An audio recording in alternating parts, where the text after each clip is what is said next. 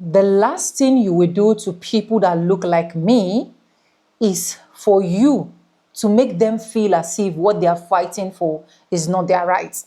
Now we are talking about the foundational Black Americans, the enslaved descendants. You're trying to make them look as if what they are saying is not making sense. You're trying to make them look as if they do not deserve whatsoever they are supposed to be given. I want to first of all say thank you so much to every single Black person that participated in this particular video today, because they actually gave exactly what this white Pankala man was looking for. And I want you guys to watch from beginning to the end before you go ahead to drop your comments. First, welcome back again to the page. My name is Sonia. If this is the first time you're tuning in, do subscribe, like this video, drop me your comments. And lastly, do not forget to share for every other person to get this good news. I want a lot of foundational Black Americans to watch this video. This video is for educational purposes, not to bash anyone. This is us giving our own opinion in our own way. I stand a chance to be corrected, so feel free to correct me in the comment section. Credit belongs to every clips and stitch we stitch in today's episode. And yes, with that being said, let's go and watch how the people that actually want to shame us got shamed. Why does a person that never was a slave deserve compensation from a person that never owned a slave? Bank of America and much of the U.S. financial system were built on the profits from slavery, using enslaved people as loan collateral and even owning them when debts weren't paid. These same institutions, which grew into billion-dollar corporations from the slavery of our ancestors, continue to uphold systems of institutional racism that today prevent Black people from building generational wealth. The horrors of slavery didn't end with emancipation. They left deep scars that still shape the lives of Black people today. This inherited trauma, known as post-traumatic slave syndrome, is rooted in generations of violence, ripped apart families, and stolen identity. It continues to affect mental health, family relationships, and the overall well-being of Black people. The U.S. government has paid reparations to Japanese Americans interned during World War II and even Americans held hostage in Iran. Yet the only people paid for slavery were the slave owners for losing their slaves after the Civil War. The victims of slavery were never paid. Our ancestors were stolen and endured some of the most violent atrocities in human history. So white people in this country could build their largely unearned generational wealth that they still sit on today, while Black people have been systemically denied the right to build and pass down the wealth we fought hard to earn for generations. Because every single time we did build, for example, Black Wall Street in Tulsa, the whites burned down the entire town and slaughtered every single Black person that they could find. You stole our ancestors. You stole their labor, which made the U.S. an economic superpower. You stole their futures. You dehumanized, brutalized, and traumatized them. Then that generational trauma was passed down to their descendants, who you continue to traumatize and brutalize with your systems of oppression put into place to limit and prevent us from creating generational wealth. And you refuse to dismantle your systems of oppression because that would be admitting that white prosperity was built on Black suffering. But you still owe for the centuries of unspeakable atrocities, because reparations are not charity. It's an unpaid debt that you owe.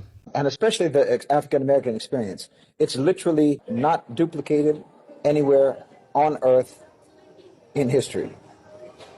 African-Americans are a completely unique phenomenon as a people. Who they are culturally, what their history is, what their experience is, isn't duplicated anywhere on earth. You don't know where you came from. You don't know what country you came from. You don't know what culture you came from. You don't know what language you came from. You don't know what your religion was before. You, like I've said before, you're more American than anyone because you don't have any other identity. Actually, your entire identity is American-based. That's not the case of anyone else. I'm Irish American, I'm German American, I'm Italian American, I'm Jewish American, I'm this or that, the other. You can say African American, but you don't know anything about Africa. You don't even know which part of Africa. Africans don't call themselves that because I know my tribe. I have my language. I have my region, my country, my whatever. Like me saying European American. I'm not European.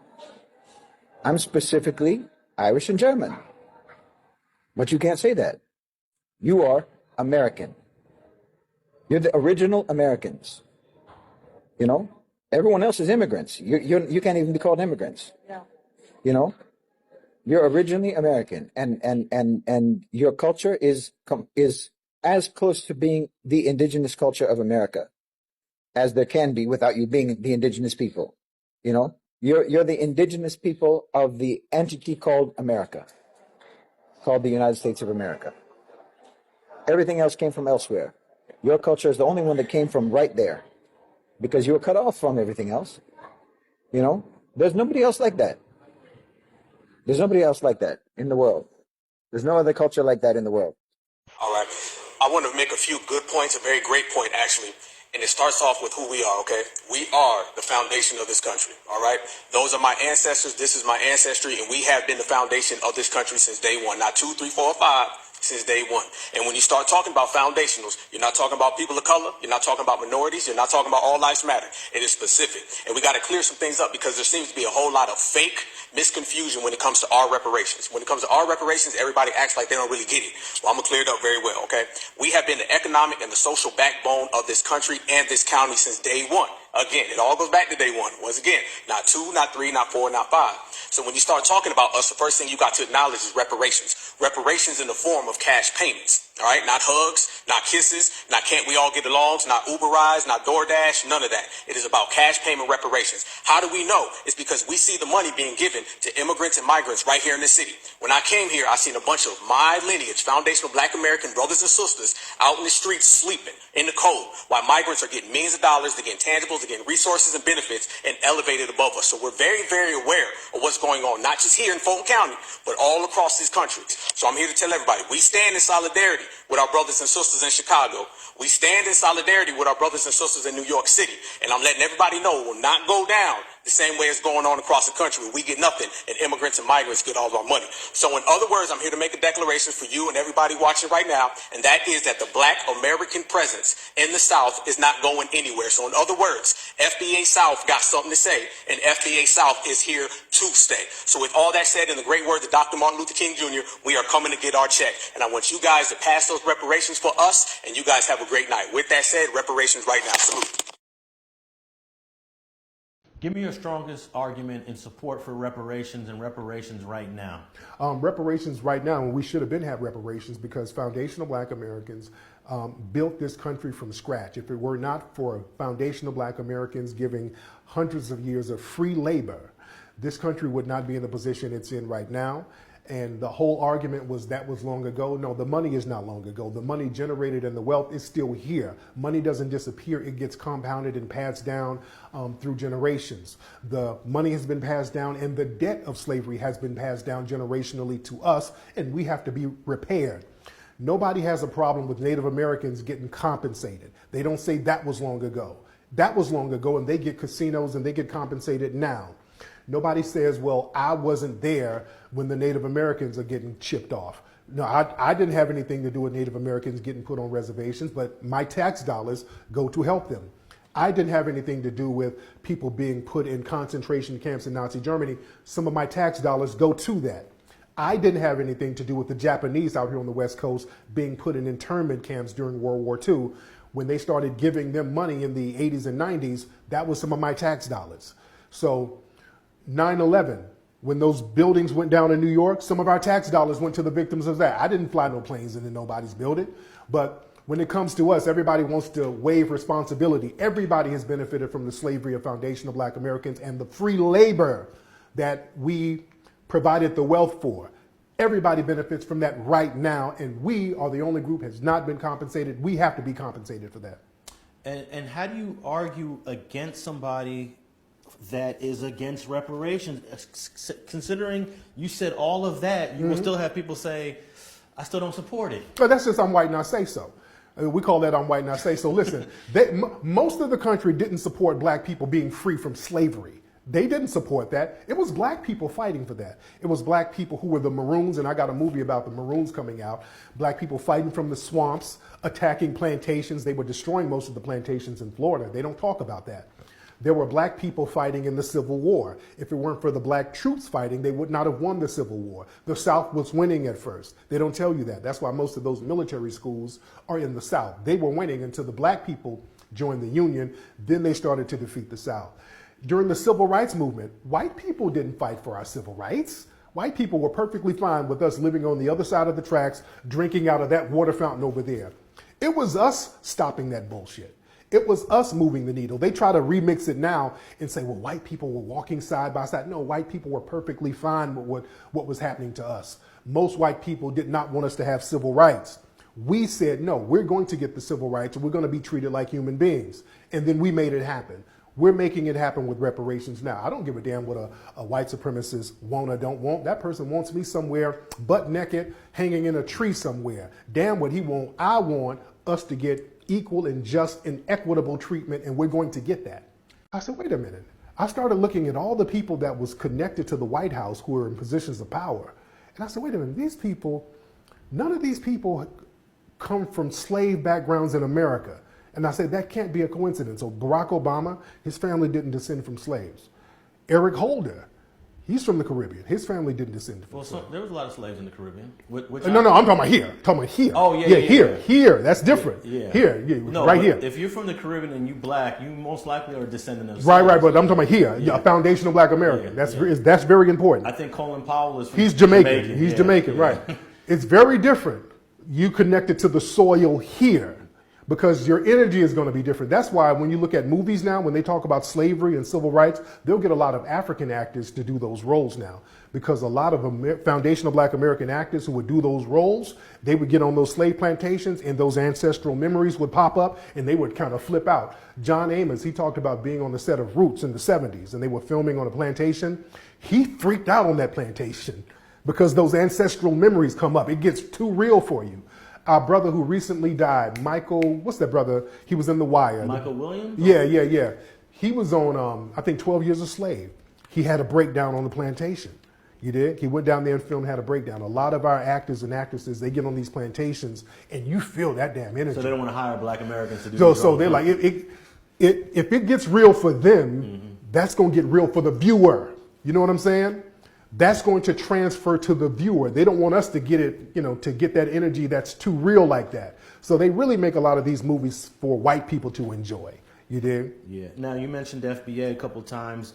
This is a term that I think I first heard about this term maybe 2 years ago. Do you have a book or an ebook about? Yeah, I got a book. I got a book. Well, I got a book really talking about my experiences. It's called Foundational Black American Race Beta. Yeah. From when I saw my mother and father and my brothers do while I was growing up, I feel that I don't want any of my kids to come in a world like this. Because I know some days I saw my mother slaving from 6 in the morning in hot sun, 100-degree weather, from pulling a hoe in a field from 6 until night, with about an hour's break between us all this time. And my father doing labor that machines wouldn't even be made to do hardly. The labor's that bad. And I feel that if we've been working this long and can't even on the shirts on our back, I feel that we have to take some drastic steps to make something happen, to make a change come about, because Mississippi is going to either have to change or there can be no more Mississippi. And we have to do this in any means as possible. Through our parents, we've earned Mississippi. There's no question about it, brother.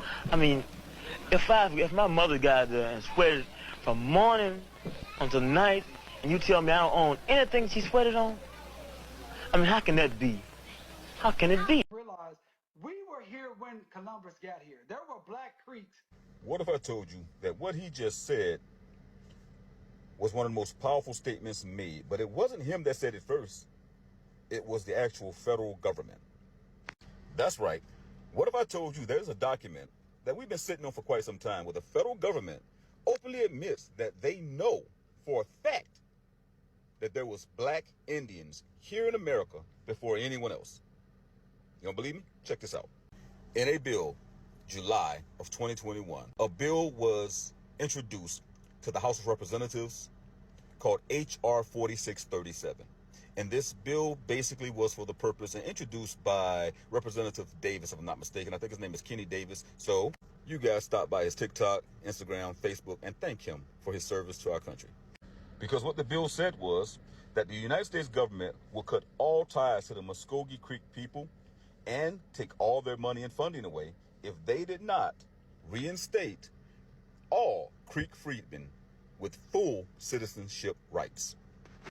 But y'all know how the government is, right? When the government come for you, they come for you with facts.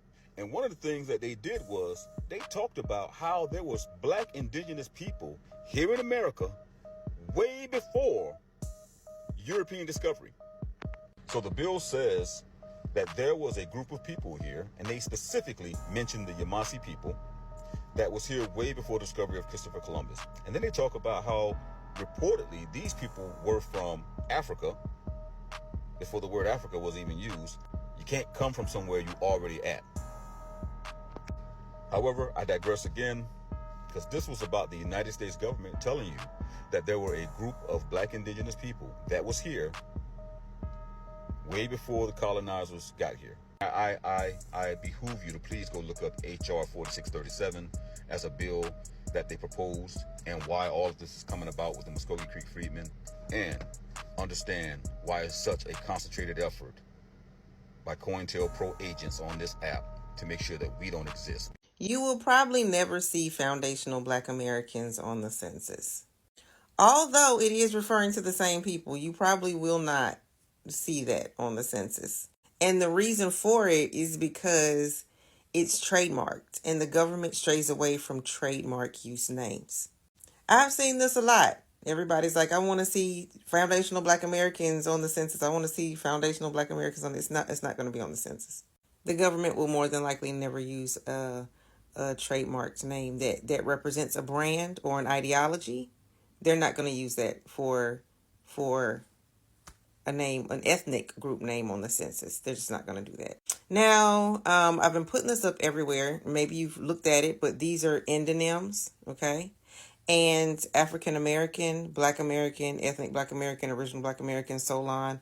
The list goes on and on. These are all our endonyms. And within our group, we go by those things. Some people want to be called this or that. And because we all understand it to mean the same people, it's okay. It's okay. So it's okay. All right. But there's never going to be a list of everyone's endonyms. We aren't the only group with endonyms. Okay. Many groups around the world have endonyms for their group, but there's one official. There's always going to be one official one on the documents. Okay. There's always going to be one official one on the documents, and the rest, everybody can use within their own group, within their own ethnic group. Okay. But again, as far as foundational Black Americans, that's not going to be used. That was trademarked. In terms of birthright citizenship, I looked it up and I found out what FBA is. I'll admit I don't know everything. FBAs are foundational Black Americans. FBAs are a group of Black individuals who can trace their lineage.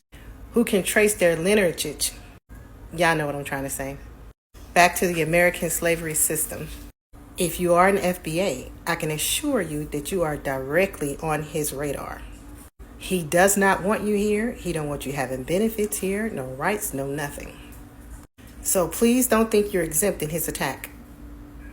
Se llaman los negros americanos. 100%. African American community is the only community that has the power in this country to change anything. They are the only one with the experience of civil matter. They are the only one que tenían el esclavo ahí mismitico. They are the only one that are not going to get deported anywhere, and you cannot put them all in jail. So African American community, which is the community that is stepped on by Cubans, the most are the only ones that are going to save the Latinos. And I clap for the African American community that has not come out, because it is not.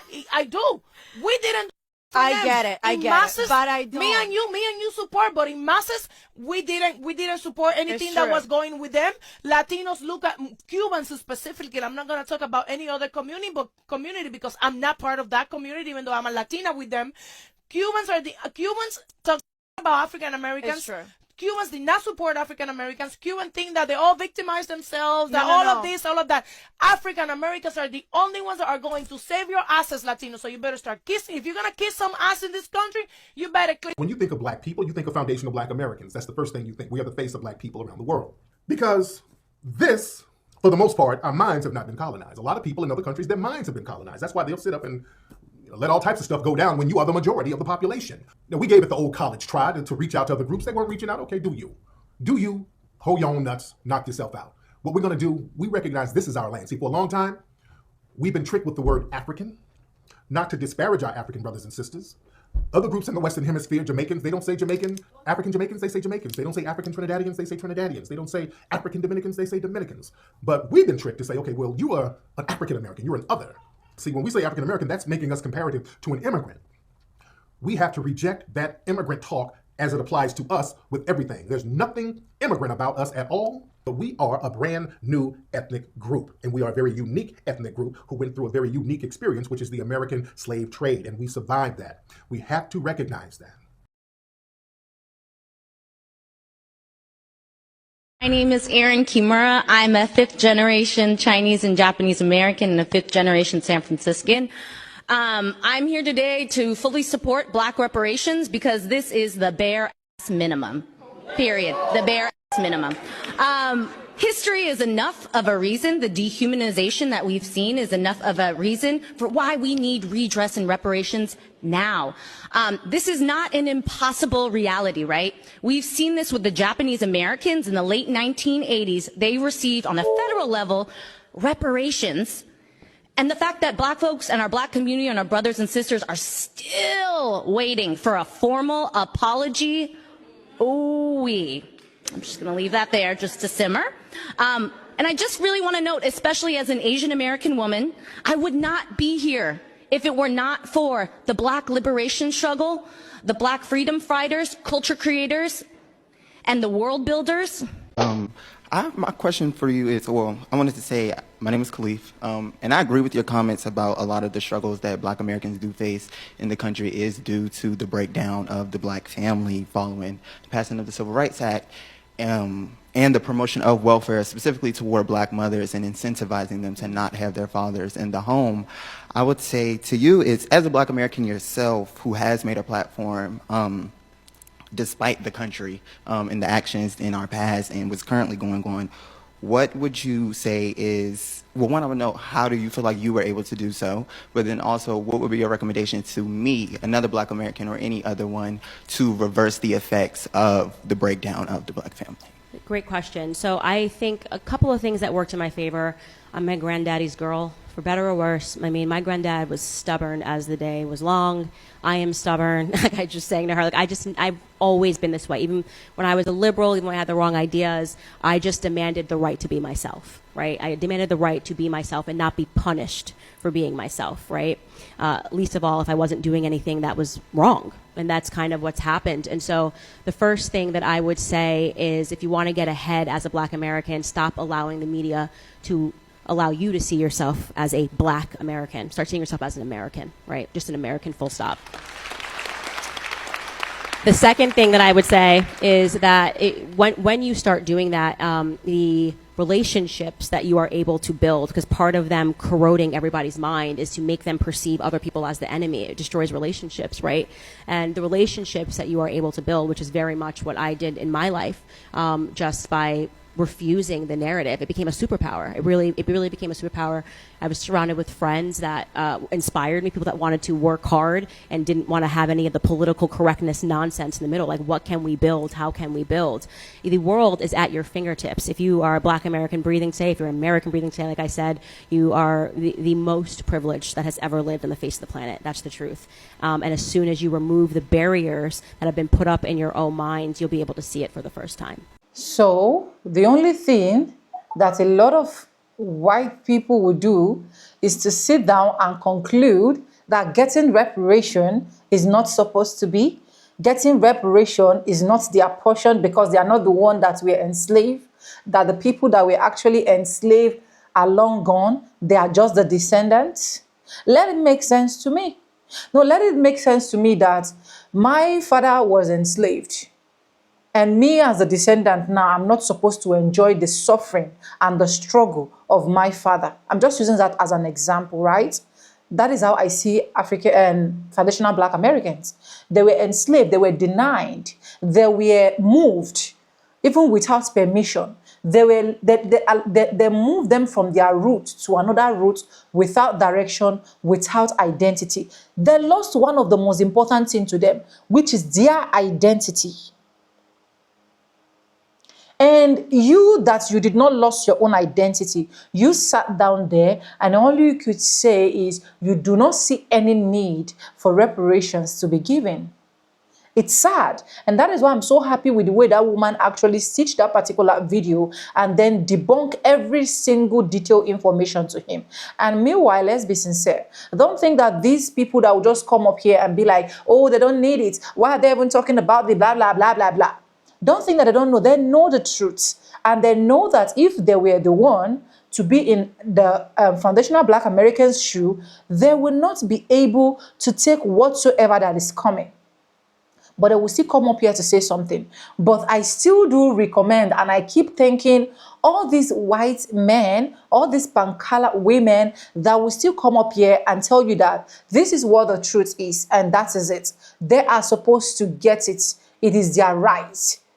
It is not even supposed to be debated about. It is not even supposed to be discussed. All you just need to do is give them. Why do you give reparation to others? And then when it comes to the foundational Black American, it becomes a thing of caricature. It becomes a thing of, oh, let's keep pushing or let's keep seeing what will happen. By the time they want to say it, you bring one incident that will actually surface and cover up every single step they are trying to make progress. But this is one thing I know for sure. These people are not going to keep quiet. They are still going to keep talking. They are still going to keep making their voices heard because that is what makes them more stronger. That is what makes them who they are. That is what makes them foundational Black Americans. Yes. If you do not have conscience, you should have conscience of their cry. You should know that someone is being ripped off. These people were RAPE. These people, forefathers and foundational enslaved people, they committed a lot of atrocities to them. A lot of atrocity. And you just sit there and think that a descendant do not deserve whatsoever they are fighting for. You're a very wicked person. To be honest, it's not fair. It's not fair. Because one thing I keep telling people is, if you really want to know who you are, put someone in your shoe. Then you will know where the pain of that person is coming from. But because some of these Pamkala people that are not my color, they don't care whatsoever shoe you wear, even if it's high heel, even if it's low shoe, even if it's sneakers, they really do not care. All they just need is, we are on top and let's keep being on top. And that is why they are scared of putting people of my color in position, because they knew that the moment they put them in position, the people of my color are not only going to take over, but they are going to possess their possession. But with all of these things still stop the people of my color from possessing their possession? No way. No turning back. No turning back. No way. It is definitely not going to stop them. They are still going to achieve whatsoever they will achieve, whether you like it or not. Whether you just want to just take it and just go your way, or you do not want. They are still going to make their voices heard. They are still going to come out to keep preaching, to keep crying, to keep saying it, so that the media will be of record. Their generations, their children too, will be in the record and in the known that this is what their parents have been fighting for. Anyways, let me know what you think about this video in the comment section. Credit belongs to original creators of every clips and stitch we use in our today's episode. If you haven't subscribed, what are you waiting for? Do a subscribe, like this video, drop in your comments, and lastly, do not forget to share. This is just for educational purposes. I stand a chance to be corrected. Feel free to correct me in the comment section. And yes, with no further ado, I'm going to be saying bye now. See you guys in my next one.